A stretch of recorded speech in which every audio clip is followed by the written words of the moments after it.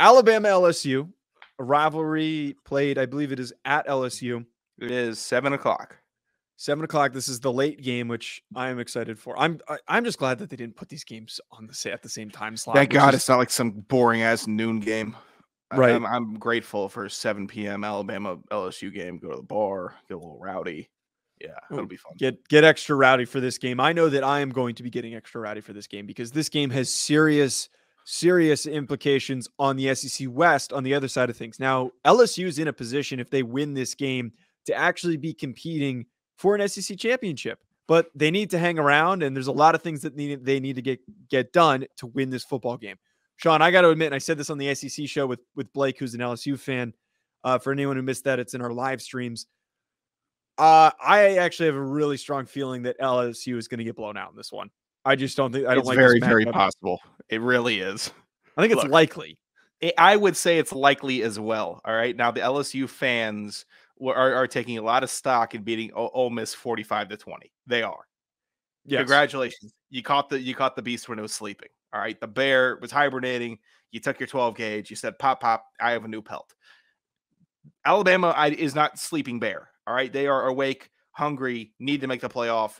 Saban, they're not messing around. And if they lose Alabama, but they won't. LSU. If anything, it's I don't mean to cut you off, but if anything, it's the bear that's already been shot. And because you shot it, it's pissed off. Yeah. It's the bear that's currently chasing you down the street while you're, praying to whatever God that you have.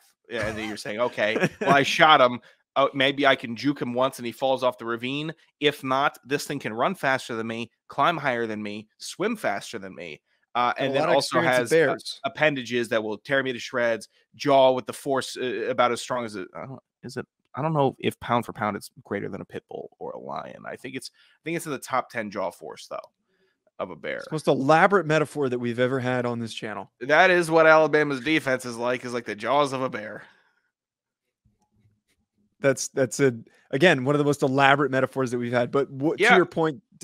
Let's see Ryan Roberts do that, you hack. Keep on trying to take down my shows. That was a funny tweet. My dad texted me. He was like, "Who's this Ryan Roberts guy?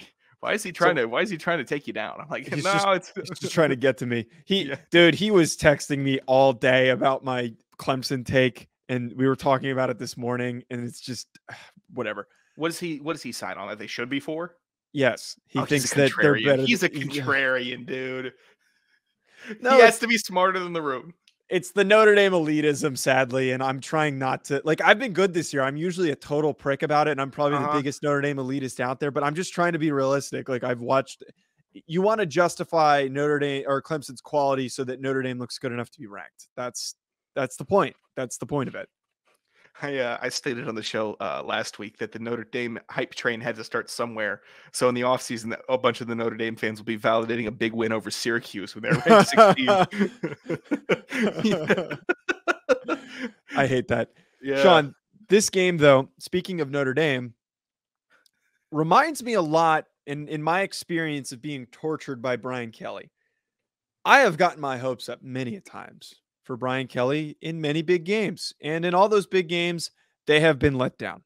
And while I think Brian Kelly is a changed man and he's a man with a new direction for LSU, a new family, he has this new direction and LSU is looking a lot better. And I think that they're on a better trajectory than when he was at Notre Dame.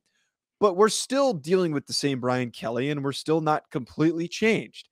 And what I've witnessed so many times when he was at Notre Dame is that they show up for a big game and they are not prepared mentally and they either get smoked or they lose on, some tumultuous, stupid, obnoxious way at the end of a game. There are too many times where I've watched that happen.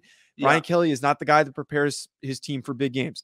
We already watched it happen against Tennessee and we saw how close the Tennessee-Alabama game was with an injured Bryce Young. So I don't understand why we suddenly have all this caveat. Right. Bryce Young's healthy. I forgot all about that.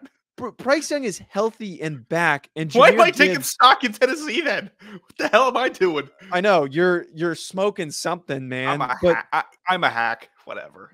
My final point with this is that notoriously LSU has tendencies, and Notre Dame, when he was at Notre Dame, has had tendencies to be slow to get going, where it takes him usually into the first quarter or maybe even the first half until they develop enough momentum to start putting up points on the board and start having explosive drives. They're doing it a lot again this year at LSU, and this is not the team that you do that against. If Alabama has 2 quick scores, you're out of the game. You're done. I would agree. I love that. 2 quick scores, you're done. And that's what again, public saying 74% of them saying Alabama's going to win. It is, if that 2019 LSU team wasn't so cool, and I'll admit how cool they were, whatever the year that was with Joe Burrow and they won the championship. That was 19. I think it was right? It's 2019. Yeah. It was cool. It was all cool, right? If they weren't that cool and they were just another boring SEC team to win a national championship with a couple star players that go to play in the NFL, nobody is ranking LSU this high, and no one has this much faith in LSU. Oh, they don't. It was notoriously one of the coolest college football teams ever. It was. Yeah. You have the U in the 90s. A lot of those years you string together. Very, very cool. This, I don't know, the 2007 Florida Gators, very, very cool team. This, for a lot of the wrong reasons. Yes, a lot of different reasons. The 2019 Gators team has bought them like 5 years of amnesty, of goodwill.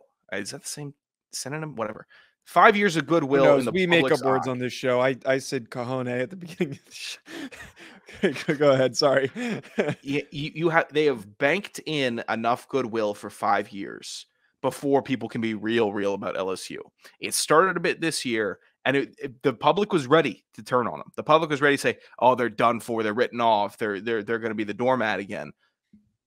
If it wasn't Brian Kelly as the head coach, though, they would have turned it around. Regardless, this LSU team's not beating Alabama, and they will.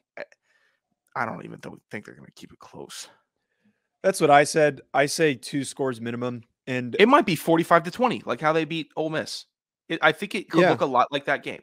No, that feels too much. I think LSU has enough fight in them, and like I said, they're slow to get going. Mm-hmm. Once they get going, they're probably going to have late scores that keep this game looking a little bit more respectable. And this is a rivalry game. You don't want to get embarrassed, and they match up well in certain aspects where you don't want to get embarrassed. So you're not going to go out there and get entirely embarrassed, but I see at least 2 scores. And I need to be perfectly clear here. I'm high on LSU in the future. I've seen exciting things from them this season. I know that Jane Daniels, these elusive quarterbacks, these athletic quarterbacks tend to be a problem for Nick Saban defenses. I have a lot of stock in this team, and I think that they're great, and maybe in a couple of years they'll be great. It's too soon. Alabama's been doing it for so long, and they've got a lot of really talented, dominant players that are still in this roster. Yeah, if Bryce Young doesn't go down, we should all be honest and say they would be undefeated and be ranked number 1 right now.